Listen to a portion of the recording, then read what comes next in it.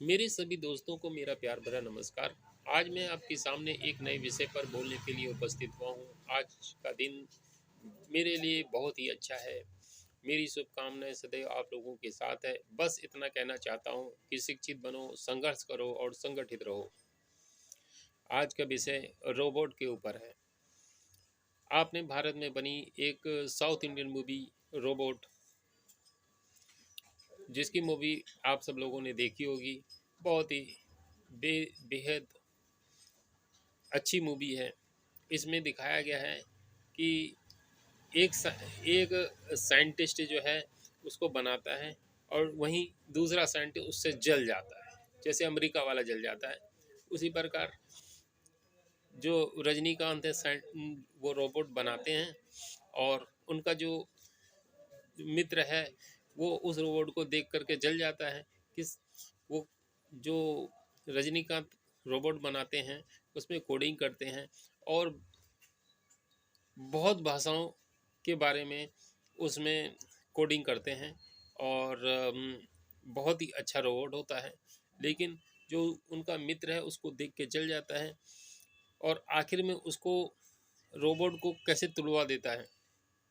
और फिर जब उसको उस रोबोट को कूड़े में फेंक दिया जाता है तो उनका जो दोस्त है उस रोबोट को जाके उस कूड़े के ढेर में से उठा के लाता है और फिर वो अपनी तरह जैसा वो खुद होता है उसी तरह की वो लैंग्वेज का प्रयोग करके उसमें उनमें विचार डालता है।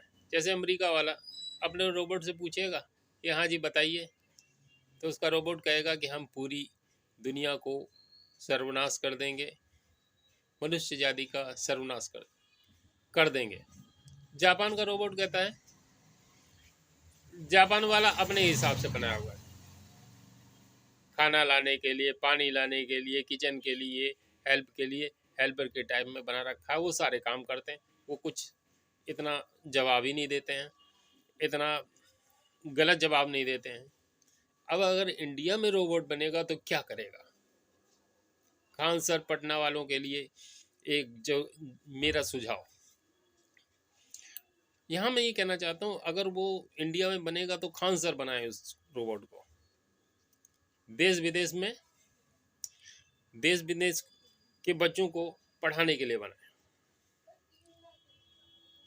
अमेरिका वाले के बच्चों के लिए अमेरिका भाषा में, जर्मन वालों के लिए जर्मनी भाषा में, और कुवैत के लिए, मतलब जितने भी हमारे देश एशिया के जितने भी महाद्वीप हैं, जितने भी देश विदेश, चाइना वालों के लिए हर लैंग्वेज की में रोबोट के अंदर कोडिंग करे ताकि वह बहुत अच्छा ज्ञान उनके अंदर भरे और वह ज्ञान का प्रचार करे, जिस प्रकार चाणक्य ने ज्ञान का प्रचार किया था और देश विदेश के लोग हमारे देश में पढ़ने के लिए आया करते थे। और उसी प्रकार वे नालंदा विश्वविद्यालय का एक डिजिटल नालंदा विश्वविद्यालय का उदय कर सकते हैं।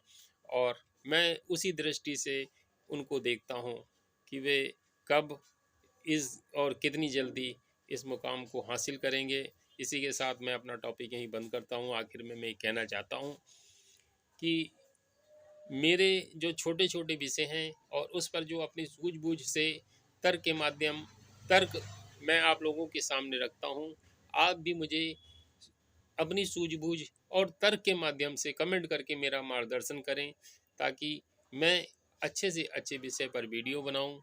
इसी के साथ मैं अब आपसे विदा लेता हूं। फिर अगले विषय पर आप लोगों के सामने जल्द ही रूबरू हूँगा। तब तक के लिए आप मुझे आज्ञा दीजिए। नमस्कार, जय हिंद, वंदे मातरम। खुश रहिए, मुस्कुराते रहिए और दूसरों को आनंद दीजिए। धन्यवाद।